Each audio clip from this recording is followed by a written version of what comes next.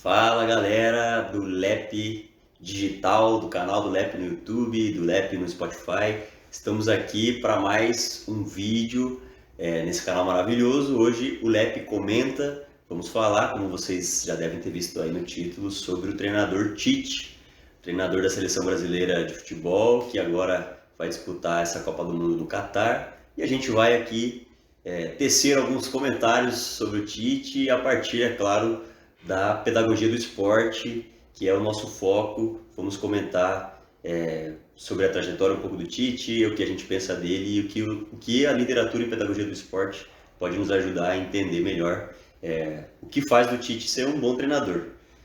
Então estou aqui, eu, Thomas Fischer, junto com o Luiz, meu amigo, Gabriel Orenga, também meu amigo, e sejam bem-vindos, queridos.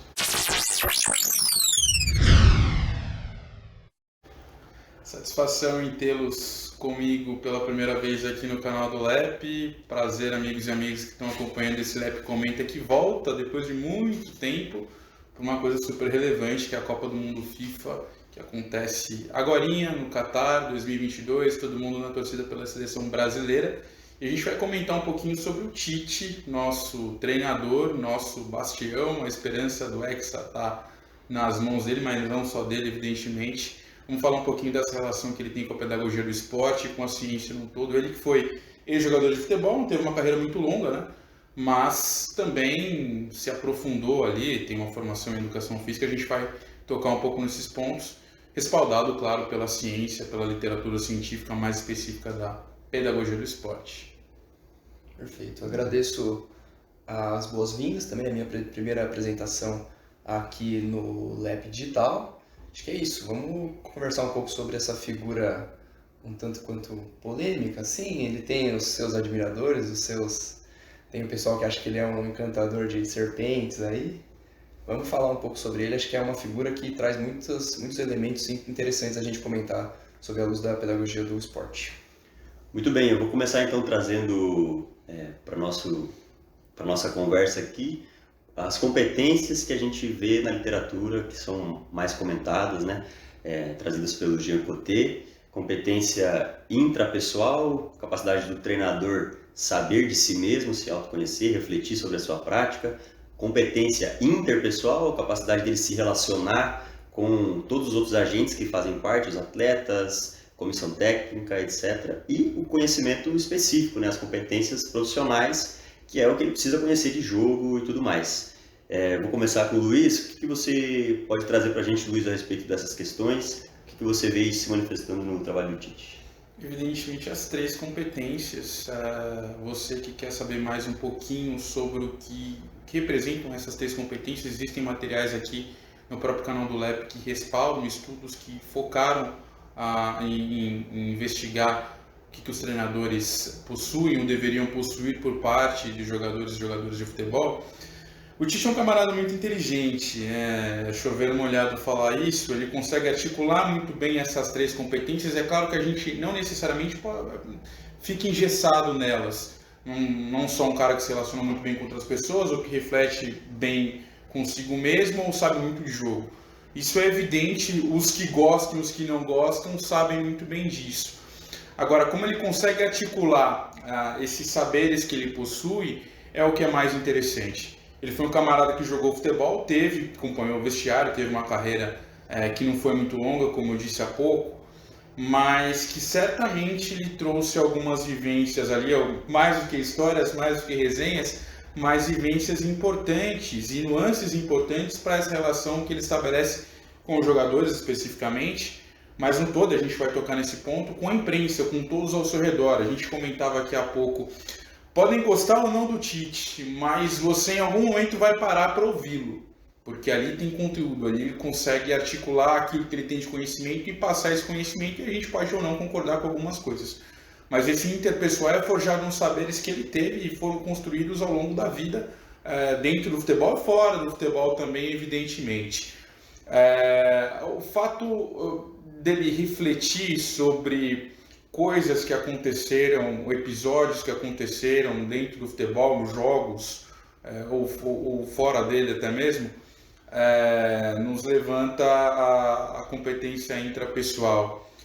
E esses saberes intrapessoais, eles estão relacionados também ao interpessoal. Não tem como a gente... Se a gente não se relacionar com a gente mesmo bem, dificilmente a gente vai se relacionar com os outros. E imagino que vice-versa. E aí, pensando que a gente tem um tripé, e eu nem vou comentar aqui do profissional porque é evidente o conhecimento de jogo que ele possui. As conquistas falam por si, mas mais do que isso. Isso é inegável. Mas como ele consegue relacionar uma coisa com a outra, e aí a gente tem uma ideia, uma noção do todo, né? Um pouquinho do que o Edgar Morin traz quanto à noção de complexidade.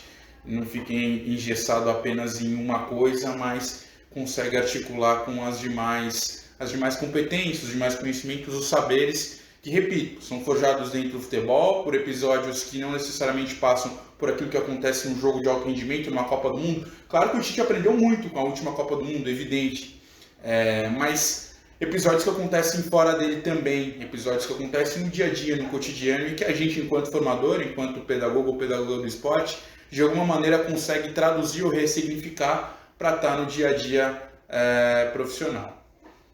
Gabriel, seus comentários. Eu vejo de uma maneira muito similar ao que o Luiz falou. Acho que o Tite é esse sujeito que consegue trazer uma coisa que não são todos os treinadores que conseguem. Trazer esses três elementos de maneira muito imbricada. E aí o relacionamento que ele tem com esses jogadores, eu acho que escancara isso muito, muito bem. Ele é um sujeito que tem uma relação com os jogadores que não é simplesmente uma relação que obrigatoriamente deve ter. Todo treinador se relaciona com o seu jogador, mas ele mostra, quando ele se relaciona com esse jogador, que ele realmente se interessa, que ele realmente está interessado em saber como aquele cara se sente, né? E ele realmente está interessado em fazer com que aquele jogador, além de ser um melhor jogador, ser também uma pessoa que lide melhor com as suas questões. Então tem inúmeros exemplos, até no livro que inclusive foi escrito pela Camila Matoso, pouco depois do título dele de 2015 com o Corinthians no Campeonato Brasileiro. É um livro que traz alguns exemplos que mostram pra gente esses aspectos que a gente está falando aqui. Por exemplo, quando ele vai se relacionar com esses jogadores que se lesionaram durante a campanha. Ele se mostra realmente alguém interessado em fazer com que esses jogadores tenham, por exemplo, uma recuperação boa. Que eles consigam se relacionar bem com o problema que eles tiveram para que eles voltem bem. E aí ele por exemplo, começa a fazer uma dinâmica com os jogadores de oferecer a eles uma pulseirinha da sorte. E aí muitos deles passaram a utilizar essa pulseirinha ao longo da vida porque começaram a sentir naquilo uma segurança, uma busca por alguma coisa que eles não tinham. Então ele é um cara que realmente consegue transcender as quatro linhas, e esse relacionamento que ele tem com esses jogadores é muito interessante, é muito verdadeiro. Ele fala, até ele usa esse termo, e é verídico mesmo. Pegando o gancho do que vocês estão falando, eu acho que algo que a gente também comentava em office, talvez emerja de todas essas características que a gente comentou do Tite, uma humanidade, que também é outro ponto que a gente costuma comentar como uma necessidade, como algo que, por mais óbvio que seja, a gente tem que resgatar no meio do futebol e no meio do esporte de forma geral, que é vou falar aqui da humanidade no sentido de tratar o outro como ele é, de fato, com os problemas que ele possa ter, a partir também das virtudes que ele tenha, claro, mas não como, né, o atleta a partir das dificuldades que ele possa vir a ter e por isso afetar o seu desempenho, e também tratar a si mesmo como esse sujeito frágil que possui dificuldades. E eu acho que o Tite, a partir de como ele pelo menos se mostra pra gente, porque a gente aqui tem um contato a partir do que a gente vê e lê sobre ele, não tem um contato direto, mas ele se mostra um cara que consegue admitir-se esse humano frágil, esse humano que não tem controle de tudo, mas ao mesmo tempo que é muito competente. Então ele sabe da competência dele, ele está lá nesse cargo porque é muito competente, porque sabe de muita coisa, porque talvez sabe mais do que a maioria, porque se expressa melhor do que muitos e por isso ocupa esse cargo, mas ele não titubeia quando ele tem que admitir um erro, quando ele tem que falar que ele sofre alguma coisa aqui ou que ele errou ali. Então, eu acho que disso tudo que vocês estão falando me emerge uma humanidade. Não sei o que vocês pensam sobre isso. Perfeito. O meu amigo Hudson Martins costuma brincar com o lado humano, né? Como se a gente tivesse um lado humano, tivesse um outro lado, o lado humano. E todos nós somos seres humanos. Há humanidade em tudo. A questão é que o Tite consegue muito bem humanizar os processos e as relações que ele possui com os jogadores, mas imagino com todos ao seu redor, o seu staff. As pessoas se sentem importantes ao lado dele. Isso a gente não aprende, não há uma teoria, ou até há, né, na administração, é evidente que há de relações, mas são saberes que são forjados no dia a dia. O Tite, a gente falou, ele é formado pela Pontifícia Universidade Católica de Campinas, depois de ter encerrado a carreira como jogador de futebol. Certamente há muito conhecimento proveniente dessa relação entre teoria e prática, ele conseguir transitar sem excluir uma ou outra, e isso o mais importante, a gente concebeu o todo, mas ele consegue fundamentar bem as razões pelas quais ele trata bem as pessoas. O episódio que o Gabriel cita, ele assim, a materialização do que o Tite concebe como importante para se ter um grupo na mão. Mais do que simplesmente tratar o sujeito bem para conseguir o resultado no final de semana, os 3 pontos, um interesse que não parece legítimo para além do campo, mas uma preocupação verídica, legítima, uma empatia com a dificuldade que, nesse caso, esses jogadores estavam vivendo, que era esse período de lesão. Ele mesmo encerrou a carreira por conta de uma lesão gravíssima, sabe muito bem como é passar por isso. Então, o fato de você tentar entender o outro, dar voz ao outro, é humanizar um pouquinho, não precisa de muito, é tratar a gente como gente. E nós, enquanto pedagogos e pedagogas do esporte, temos de fazer uma reflexão que se estende à Copa do Mundo, se estende ao Tite, se estende a uma modalidade como o futebol. Mas repensar um pouquinho o fato de nós, às vezes, exaltarmos o treinador ou a treinadora como super-heróis, como pessoas que não podem de forma alguma errar. E pior, esses treinadores e treinadoras acabam comprando essa ideia para si. Jogadores erram, jogadoras erram, treinador também erra, treinadora também erra.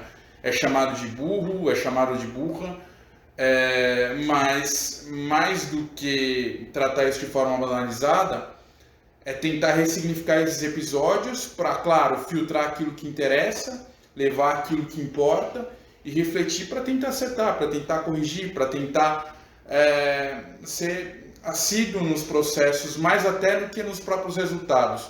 O Tite está vindo aí com um ciclo completo, né?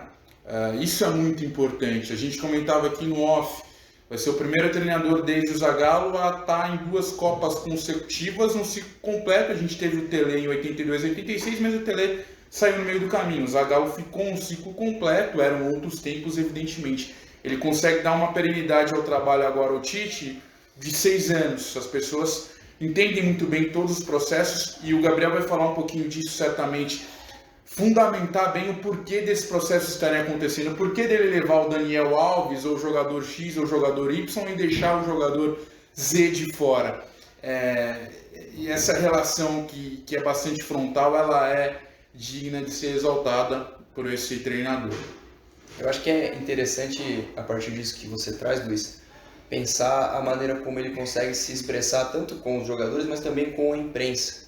Quando ele vai tratar dessas questões, até que o Thomas trata das fraquezas dele, das dúvidas, incertezas que ele tem, ele também consegue, da mesma maneira, ser muito didático, digamos assim, com o que ele pensa, com as coisas que ele vislumbra. Então, por exemplo, quando ele vai trazer a convocação do Daniel Alves, que é um exemplo que a gente traz aqui, é uma convocação polêmica, né? Ele escancara para a gente os motivos. Ele traz o preparador físico que aponta, os níveis de potência deles são elevados, são suficientes. E aí o Tite chega, os aspectos técnico-táticos dele, para mim, são essenciais para a nossa seleção. E aí o Tite, dessa maneira, ele consegue mostrar de maneira muito, muito transparente o porquê dele estar fazendo aquilo que ele faz. Isso, para mim, é uma das maiores virtudes que o Tite tem, a transparência. Vivendo numa sociedade como o Byung-Chul Han trouxe, que é uma sociedade da transparência, que depende dessa transparência, para confiar nos outros, para confiar nos processos, para que faça sentido aquilo que a gente está fazendo, o Titi ele contempla isso de uma maneira exemplar. Ele consegue trazer os aspectos, os dados, ele traz nas convocações dele os números. Tudo aquilo que é feito ele consegue quantificar e consegue escancarar para o público de uma maneira muito exata. E querendo ou não, a nossa sociedade é uma sociedade que depende disso para que seja possível confiar, para que seja possível acreditar e para que seja possível entender. Então eu acho que o Titi acerta muito quando ele mostra tanto esses aspectos dos dados, desses aspectos quantificáveis do seu trabalho, quanto também das suas questões, das suas questões humanas, digamos assim. Quando ele vai falar das fraquezas, que ele fala que ele errou, por exemplo, na última Copa, ele fala que ele aprendeu muito, que ele vai mudar algumas coisas. Quando ele traz esses dados, ele acerta, porque ele mostra para o povo, para quem está assistindo e para a própria imprensa, que ele é um ser humano igual a todos. E que isso atinge as pessoas de uma maneira muito boa. Eu acho que ele acerta nisso. Muito bem, eu acho que enquanto você falava, outro aspecto que me veio e que talvez já esteja aqui permeado nos nossos comentários, mas é a capacidade de se comunicar realmente, né? Se comunica muito bem o Titi na imprensa, ele vai em podcasts que já para mim também já demonstra uma capacidade de se comunicar num contexto diferente do que a gente está habituado até aqui, que é aquela coletiva, formal, etc. E ele faz isso muito bem, então acho que, como o Gabriel está falando, né, ele é transparente, porque mostra dados, porque ele se comunica claramente e, como o Luiz também disse no início, pode gostar, pode não gostar, pode concordar, pode discordar, mas ele está ali mostrando quem ele o que ele acredita e agora estamos nas mãos dele em busca do tão sonhado Hexa, né? Vocês querem tecer mais comentários? Eu acho que, resumindo a conversa, que foi muito boa e podia durar muito tempo, mas a gente tem um teto aqui estabelecido, ele consegue quantificar sem desumanizar o processo. Isso é extremamente difícil, não apenas no futebol, no esporte, mas também nessa sociedade que vive tanto de desempenho. E no futebol, ainda mais. Então a gente trouxe aqui um pouco das virtudes. O Tite não é um santo, tá? Nós admiramos muito o Tite, a trajetória que ele construiu. É um treinador que, independente do resultado que for obtido na Copa do Mundo, tem suas competências, seguirá e espero que trilhe um caminho interessante, ainda profissional, trabalhando na Europa, de repente, mas que tem fraquezas. E a gente tentou pontuar aqui que ele não foge dessas fraquezas. Que ele falou em uma entrevista recente que se sentiria afetado quando um novo profissional assumiu o lugar dele na seleção, né? Em breve ele vai deixar a seleção e disse que vai sentir inveja, que vai sentir um negocinho dentro dele que ele sabe que não é bom, mas que é humano, que faz parte, acontece com todo mundo. Então a gente vai procurar um pouquinho nessas conversas e terão outras, e nos outros podcasts também, em tentar falar de pedagogia do esporte sem deshumanizar quem nós somos, né? Humanizar o homem, o humano, né? Entenda o homem como humano, é uma das coisas mais nefastas que todo esse processo aí positivista tem feito com a gente. Tranquilo? Muito bem, minha gente, essa foi então o nosso LEP Conversa sobre o Tite, espero que tenham gostado. Aproveitem, caso você não seja inscrito no canal, se inscreva no canal do LEP, deixe o seu joinha, compartilhe esse vídeo nas suas redes sociais, deixe o seu comentário, inclusive, aqui nesse vídeo no YouTube, falando o que você pensa, se você gostou da conversa. A gente citou aqui alguns autores, numa dessa comenta aqui, pergunta, referências, a gente pode responder e vamos atrás de conhecimento da academia, sempre conectados com a prática para que isso engrandeça. As coisas não são inimigas, muito pelo contrário, elas devem caminhar juntas e a gente tenta fazer um pouco desse trabalho aqui. Espero que tenham gostado então e até o próximo vídeo. Valeu!